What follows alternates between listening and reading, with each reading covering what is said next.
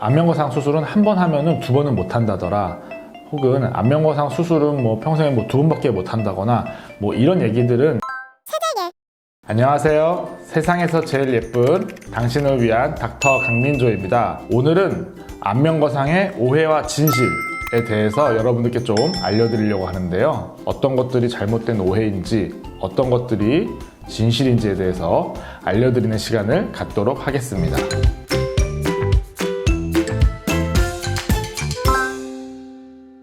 기간 짧다고 하는데 사실인가요? 잘못된 얘기입니다. 안면거상 수술이 정확하게만 된다면은 2-3개월 후에 다시 처지는 그런 효과 없는 수술이 아닙니다. 제가 누누이 얘기 드렸지만 안면거상 수술을 할 때는 스마스라는 근막층을 굉장히 생각보다 많이 광범위하게 박리를 해야 돼요. 이만큼 박리해야지 이만큼 올릴 수 있는 거기 때문에 스마스를 많이 박리하지 않은 상태에서 남는 피부를 제거해서 이제 봉합을 하고 나면은 처음에는 많이 올라간 것 같아도 2-3개월, 한 3-4개월만 지나도 금방 다시 처지는 것을 발견하게 될 거예요. 하지만 스마스 박리가 제대로 돼서 안면거상 수술하신 분들은 한 3-4개월을 지나면서부터 오히려 만족도가 올라가세요.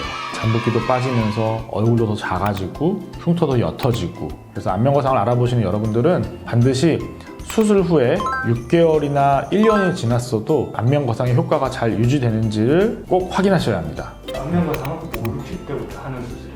기본적으로 안면거상은 노화가 진행이 돼서 얼굴이나 연부 조직이 처지신 분들이 수술 받는 게 맞긴 합니다. 대부분의 20-30대 젊은 분들은 피부나 연부 조직의 처짐이 많지가 않으세요. 근데 20-30대 젊은 분이라 하더라도 안면 윤곽 수술을 받은 분들은 얼굴 뼈의 볼륨은 감소를 하였는데 연부 조직의 볼륨은 그대로 있기 때문에 당연히 처짐이 있을 수밖에 없겠죠. 또한 급격히 체중을 감량하신 분들이 있어요. 얼굴에 있는 지방의 볼륨들이 많이 빠졌기 때문에 처짐이 발생할 수 있는 거죠. 20-30대 젊은 분이지만 안면거상 수술을 받게 되면은 효과가 좋습니다. 안면거상도 여러 번 할 수 있나요? 안면거상 수술의 횟수가 제한되어 있지는 않습니다. 안면거상 수술을 한번 하고 한 10년 정도 지났는데 또 처졌다, 또 하셔도 상관은 없어요. 그런 오해가 나왔는지를 추측을 하면은 안면거상이라는 수술이 이제 피부를 절개해서 피부 밑에 있는 스마스라는 근막층을 이제 당겨주는 수술이죠. 근데 이 스마스라는 근막층이 우리 몸에서 굉장히 얇은 층이에요, 생각보다. 첫 번째 안면거상 수술 당시에 스마스 근막층이 많이 훼손이 되거나 아니면 좀 변형이 돼서 수술이 잘못 시행된 경우에는 재수술을 시행할 때 스마스층을 정확히 박리하기가 좀 까다롭긴 합니다.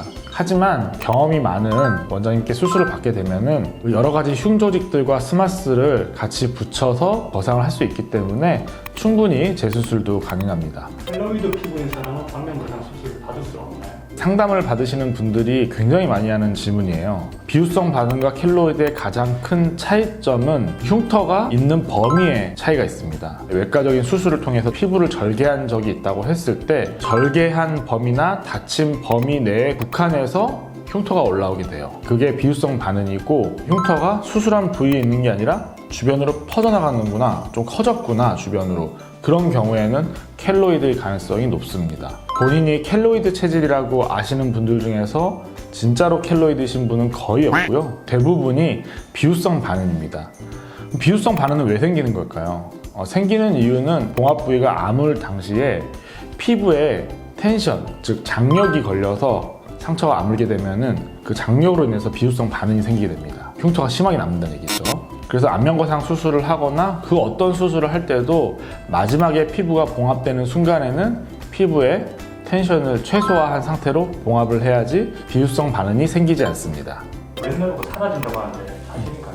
재수술 상담을 오시는 분들을 보면은 제가 봐도 구렛나루가 없어지신 분들이 종종 있어요. 어떻게 수술을 하느냐가 중요하거든요. 측두부의 헤어라인을 통해서 절개하는 방법이 있고, 머리카락 안쪽으로 들어가는 절개가 있는데요. 머리카락 안쪽으로 절개를 하는 게 흉터를 더 감출 수 있기 때문에 선호되는 방법이긴 합니다. 근데 이 두 가지 절개 방법 중에서 구렛나루가 없어지지 않냐고 걱정하셔야 되는 부분은 이 머리카락 안쪽으로 절개를 했을 경우입니다. 머리카락 안쪽으로 절개를 해서 수술하게 되면은 구렛나루가 없어질 수도 있지만, 수술을 정확하게 하게 되면은 구렛나루의 위치가 조금은 이동할 수 있지만 없어지지는 않게 할 수 있습니다. 대부분은 스마스를 이제 수직 방향으로 올려서 고정을 하게 마련인데, 피부까지도 위로 수직 방향으로 남는 부분을 이렇게 펼쳐서 피부를 제거하게 되면은 구렛나루가 위쪽으로 이동해서 굉장히 볼썽사나운 모습이 될 수가 있어요. 그렇기 때문에 브렛나루가 없어지지 않고 자연스럽게 남기 위해서는 스마스는 수직 방향으로 당기되 헤어라인에 맞춰서 남는 피부를 제거하게 되면 자연스럽게 유지할 수가 있습니다.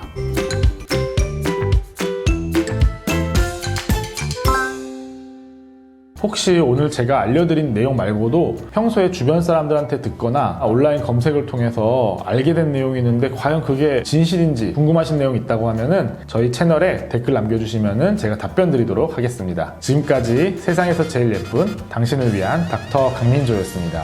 감사합니다.